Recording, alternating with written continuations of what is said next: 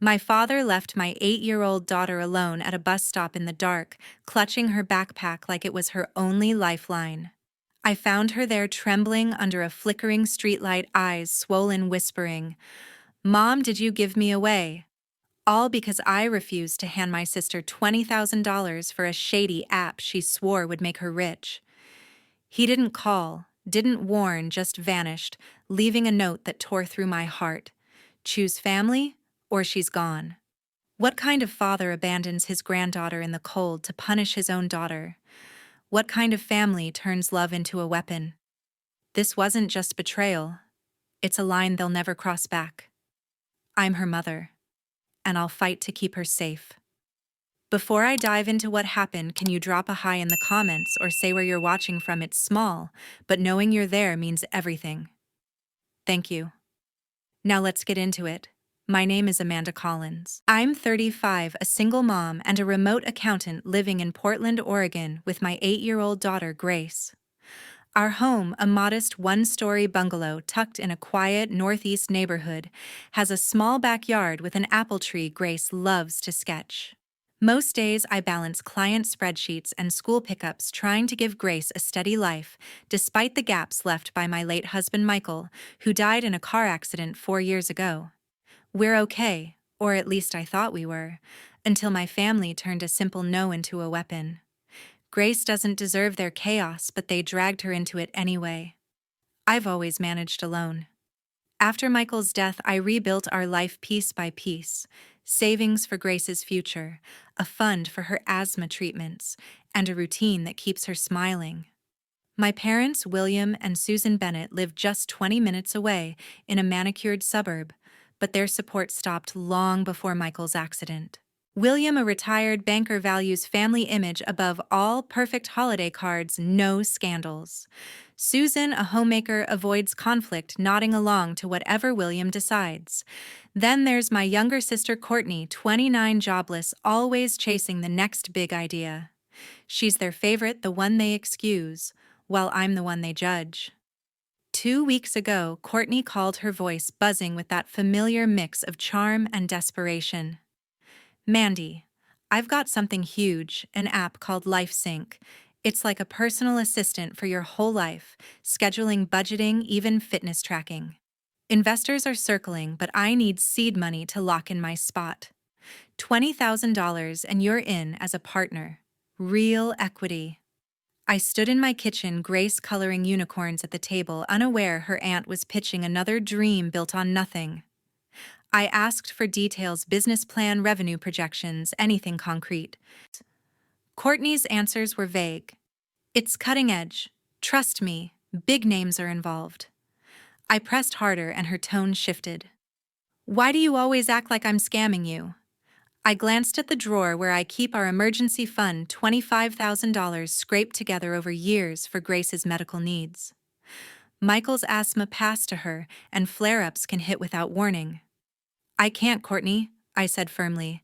"That money's for Grace. Her health comes first."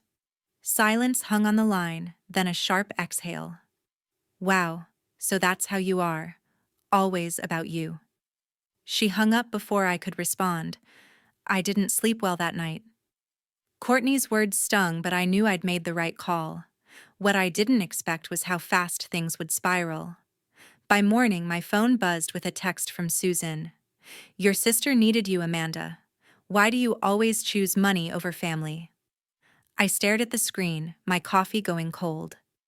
Choose money, I was protecting my daughter. Susan's message wasn't new. She'd always smoothed over Courtney's failures, calling her dreamer while labeling me cold. William was worse. He never texted, just called to lecture. Sure enough, my phone rang that afternoon, William's name on the screen. I braced myself and answered.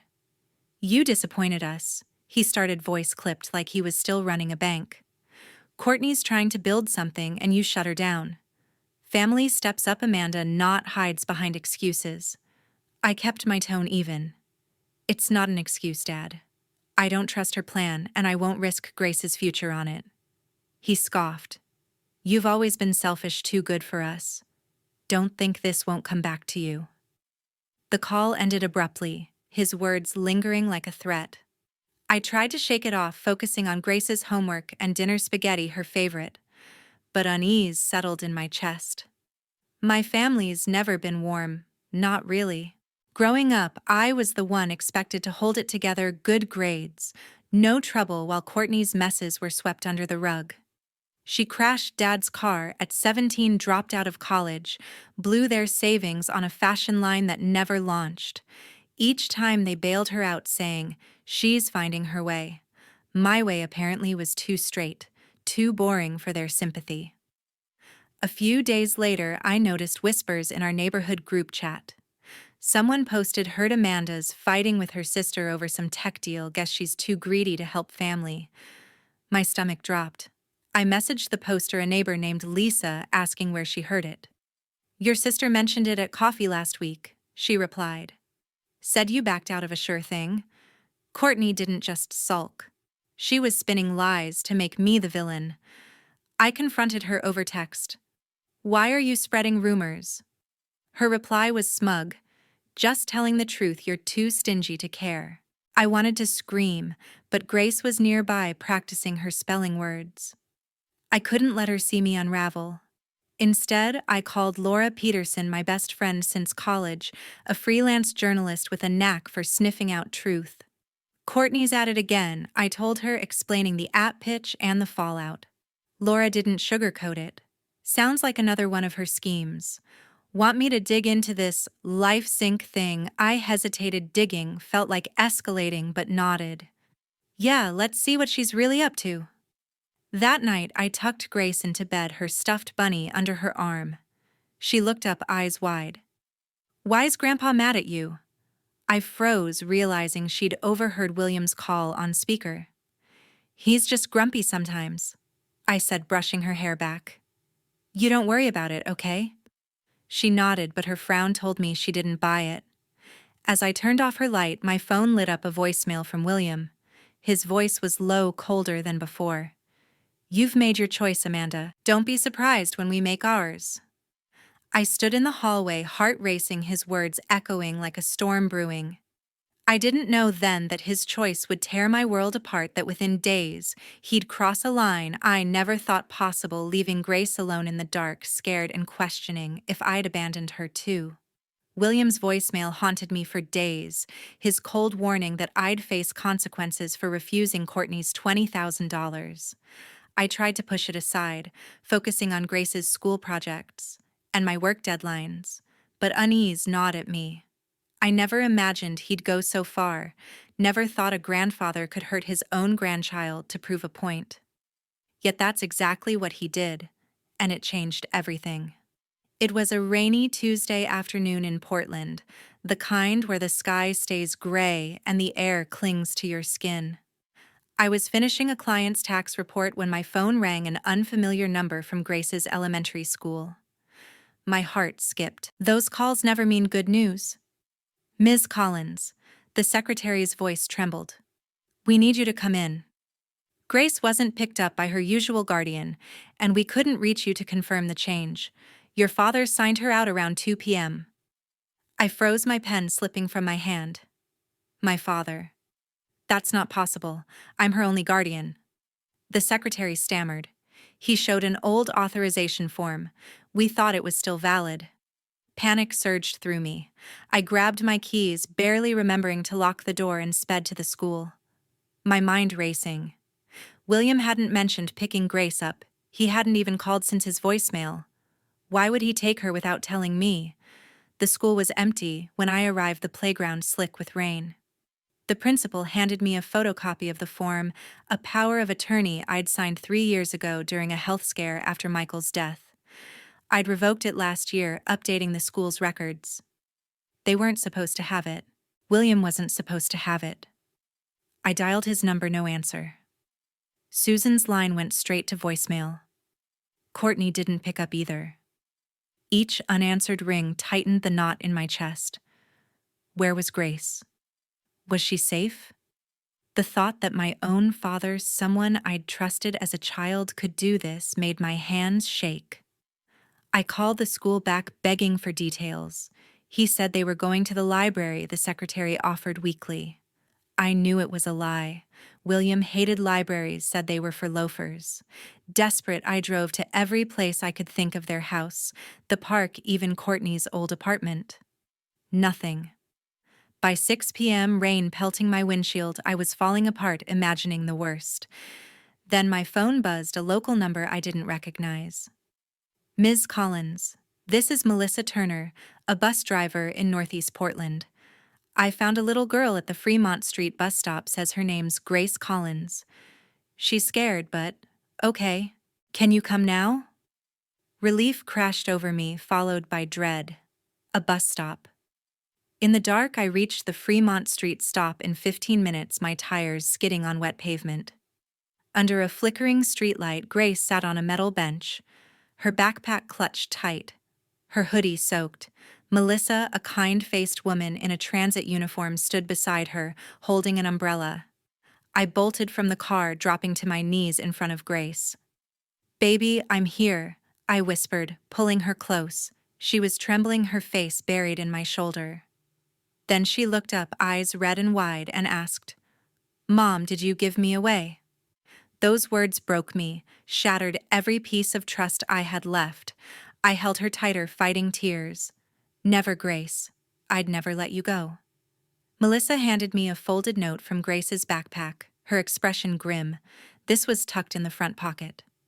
I opened it, recognizing William's neat handwriting.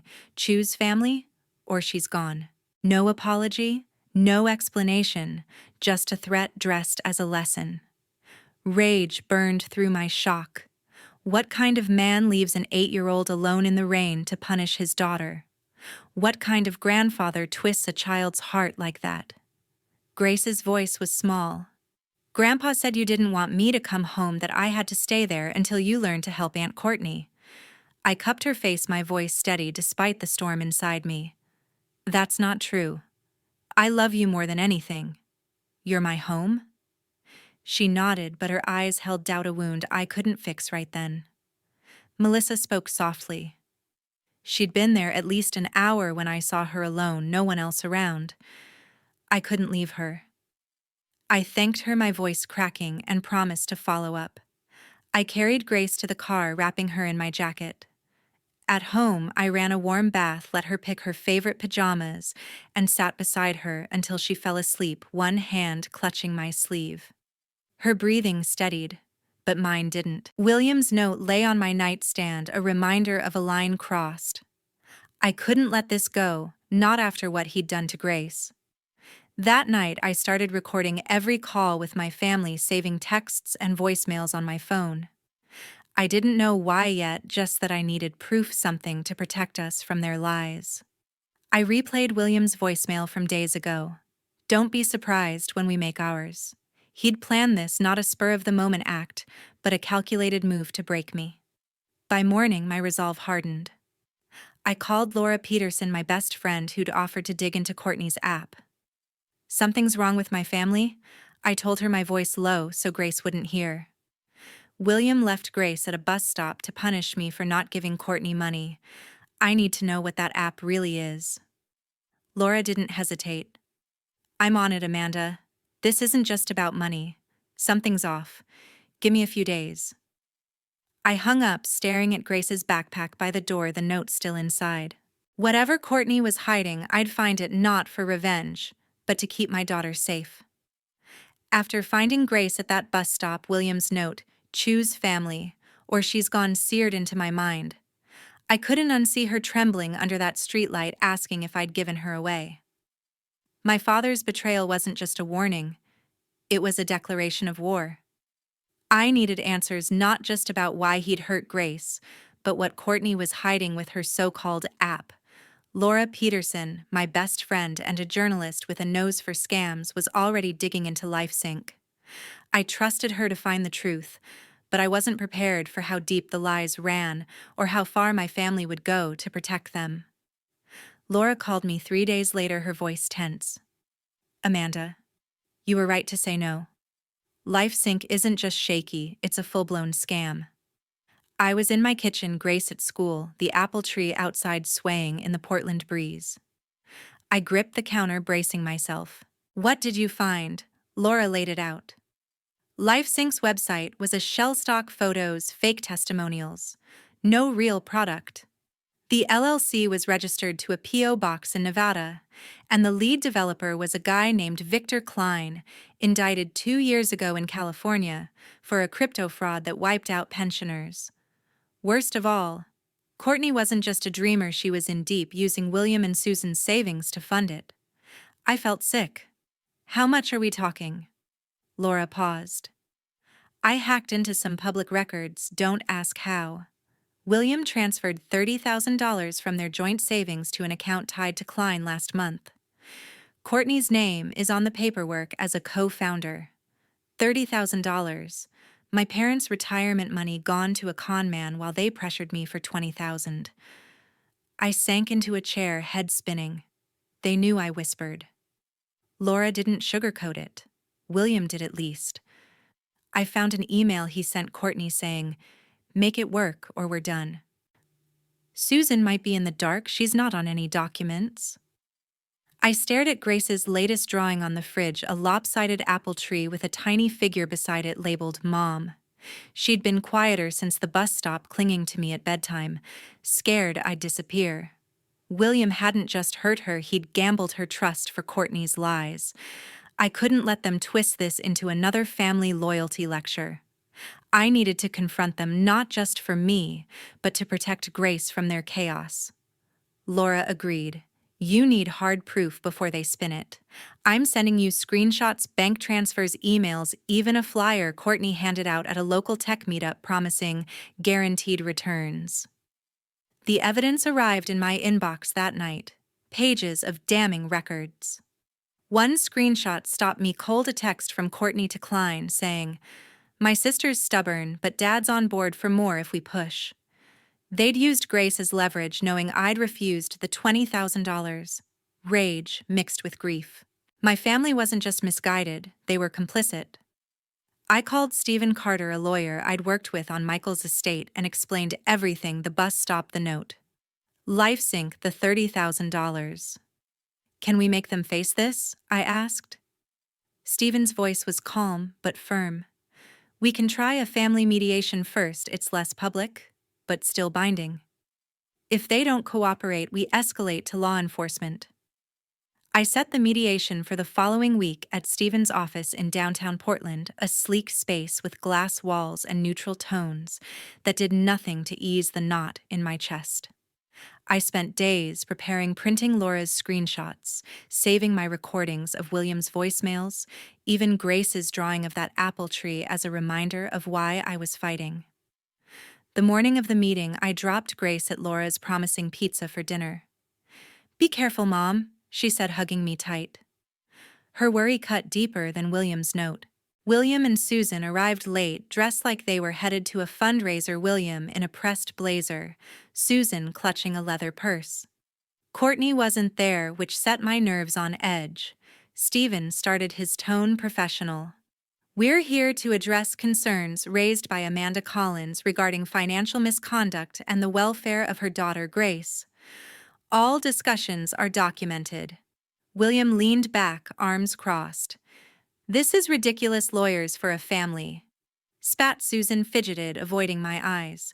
I kept my voice steady, sliding the evidence packet across the table.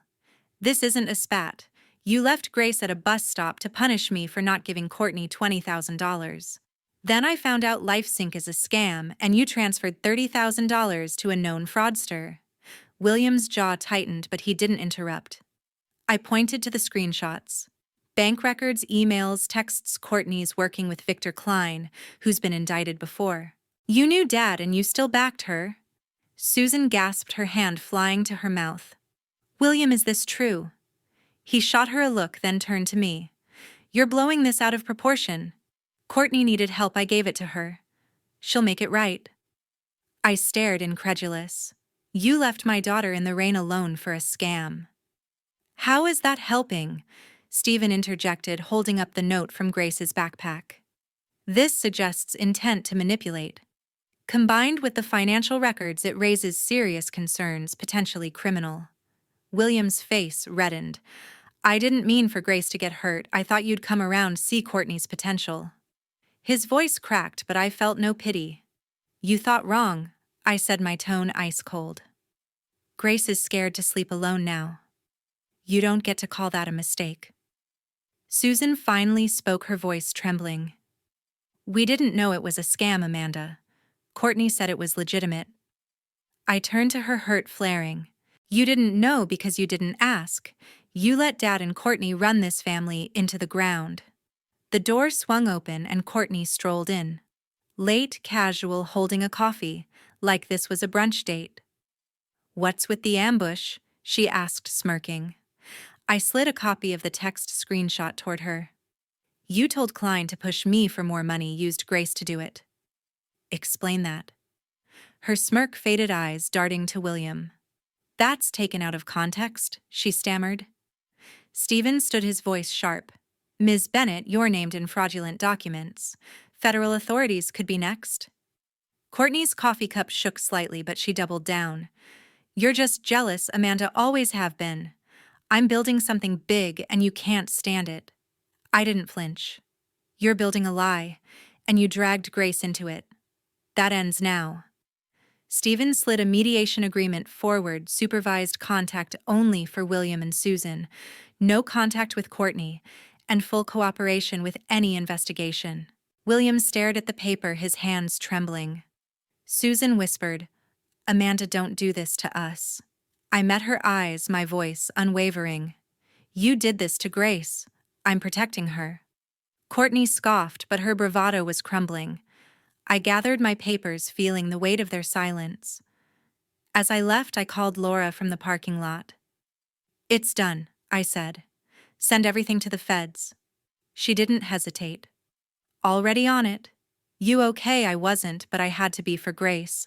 Whatever came next, I'd face it with proof in hand and my daughter by my side.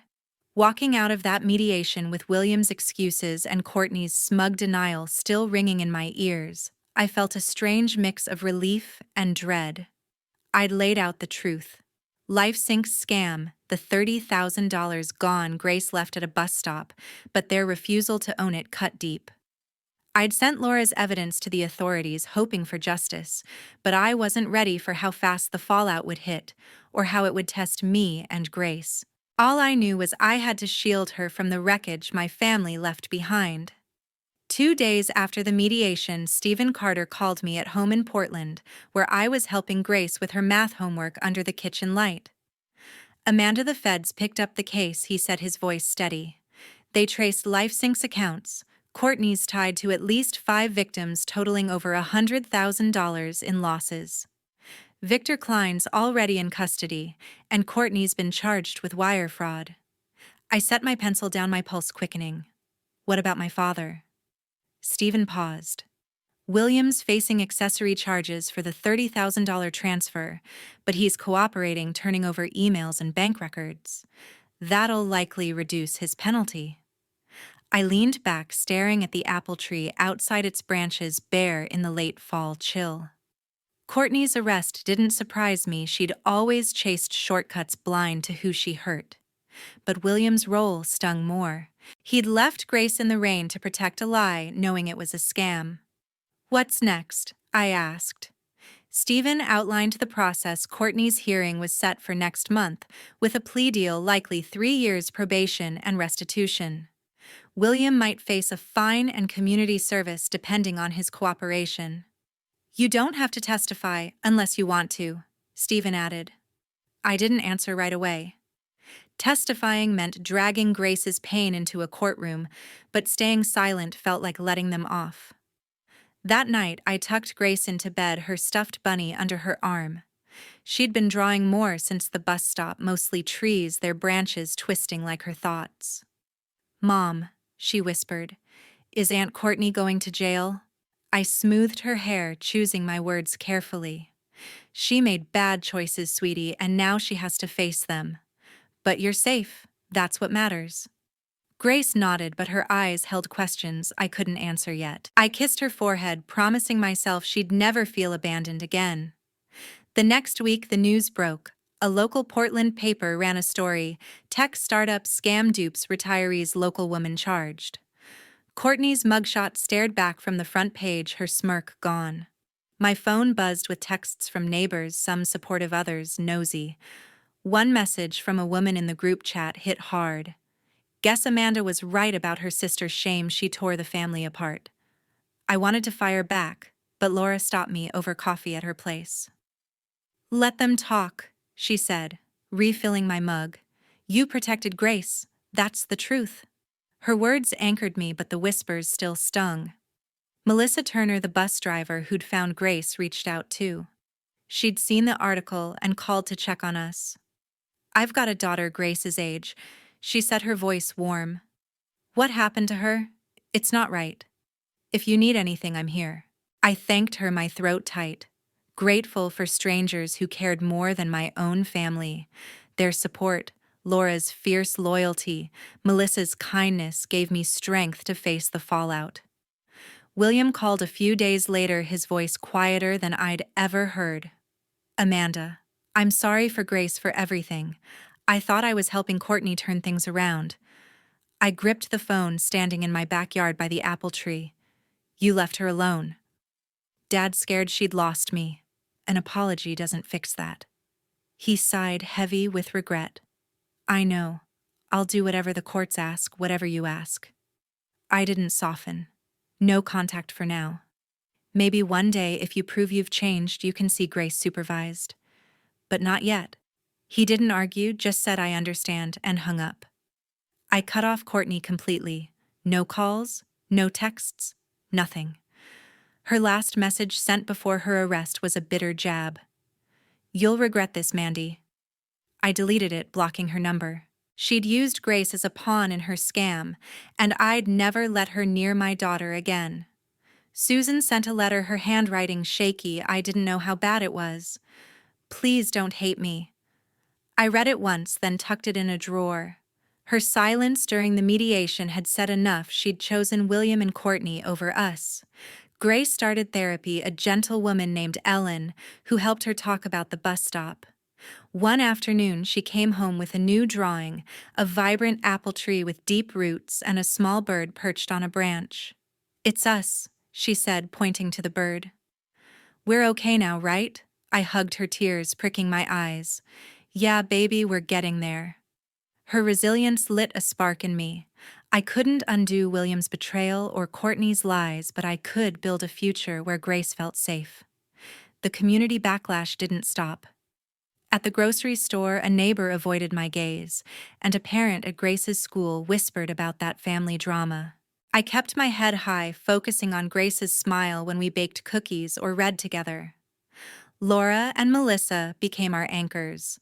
Laura brought over pizza one night, joking about her terrible cooking, while Melissa invited Grace to a library story hour, giving me a rare break. Their kindness reminded me family isn't just blood, it's who shows up. By late November, the legal dust settled.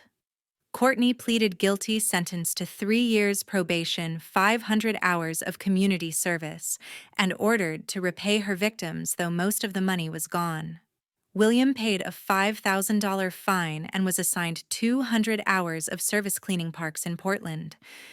He complied, sending me a short note. I'm trying to make amends. I didn't reply, but I kept it, unsure why. I started small steps to heal.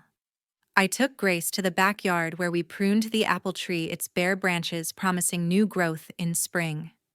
It's tough now, I told her, but it'll bloom again just like us. She grinned, grabbing a rake. That moment, her laughter mixing with the rustle of leaves felt like a turning point. We weren't just surviving, we were rebuilding stronger than before. As winter faded into spring in Portland, the apple tree in our backyard began to bud, its tiny green tips a quiet promise of renewal. Grace and I had weathered the storm, Courtney's scam, William's betrayal, the whispers of neighbors, but we weren't just surviving anymore. We were planting something new, not just for us, but for others who'd been hurt like Grace. Staying in our home with its creaky floors and familiar walls felt like a choice to rebuild rather than run. I wanted Grace to know that love, real love, doesn't break you. It holds you steady. Those first months after Courtney's sentencing were heavy. Grace's therapy sessions with Ellen helped her unpack the fear from that bus stop night, but healing wasn't a straight line. Some days she'd cling to me asking if bad things would happen again. Others she'd laugh chasing fireflies in the yard, her resilience a light I leaned into. I poured my energy into her reading bedtime stories, baking lopsided cakes, listening when she shared her dreams of being an artist. Her latest drawing, a vibrant apple tree with a bird soaring above, hung above our kitchen table, a reminder we were growing stronger. One crisp April morning, I sat with Laura Peterson at a coffee shop, the hum of Portland's downtown around us. She'd been my rock digging up LifeSync scams, standing by me through the mediation fallout. "You're doing good, Amanda," she said, stirring her latte. Grace's smile is back. That's no small thing. I nodded, grateful, but my mind was on an idea I'd been turning over. "I want to do more," I told her. "Not just for Grace, but for kids like her kids who've been hurt by people they trusted. I'm thinking of a fund, something small to help with therapy or art classes." Laura's eyes lit up. "A scholarship? That's brilliant. Name it after Grace, she'd love that." I spent weeks setting it up using savings I'd set aside for emergencies. The Grace Collins Fund launched in May, offering grants for Portland kids facing trauma. It wasn't much, $5,000 to start, but it felt right. At the launch held in our backyard under the apple tree, Melissa Turner showed up with her daughter Lily, who'd become Grace's friend at library story hours. "This is amazing," Melissa said, hugging me. "You're turning pain into something beautiful." Grace beamed, handing out cupcakes we'd baked, her shyness melting away. Seeing her shine surrounded by people who cared eased the ache William's note had left. The community embraced the fund. A local art studio donated classes, and Laura wrote a story about it for a Portland blog, drawing small donations. We started hosting monthly gatherings in the Garden Story, Times art workshops, moments for kids to feel safe. Grace named it the Apple Tree Club, insisting we plant a new tree to mark it. One sunny Saturday, she dug a hole with Laura's help, her hands caked in dirt. "It'll grow because I'll take care of it," she said, patting the sapling's roots. I watched, heartful, knowing she meant more than the tree. William sent a letter that summer, his first since his community service ended. "I'm trying to be better," he wrote. "I'd give anything to see Grace again." I read it alone in my office, the apple tree's shadow stretching across the floor. Part of me wanted to burn it, but another part, smaller, quieter, saw his effort. Michael, my late husband, once told me, "Forgiveness doesn't mean forgetting, it means choosing peace." I didn't trust William yet, but I wasn't locking the door forever. I replied with a short note. "Prove it with time. Supervised visits, maybe, if Grace is ready." I didn't hear back, but I felt lighter, like I'd set down a weight. Susan called once, her voice soft and hesitant. "I miss Grace," she said. I listened, but the distance between us was too wide. "You can write to her," I offered, "but visits are off the table for now." She didn't push, and her letters, simple notes about recipes or flowers, started arriving for Grace. I let Grace decide if she wanted to read them, and sometimes she did, curious but guarded.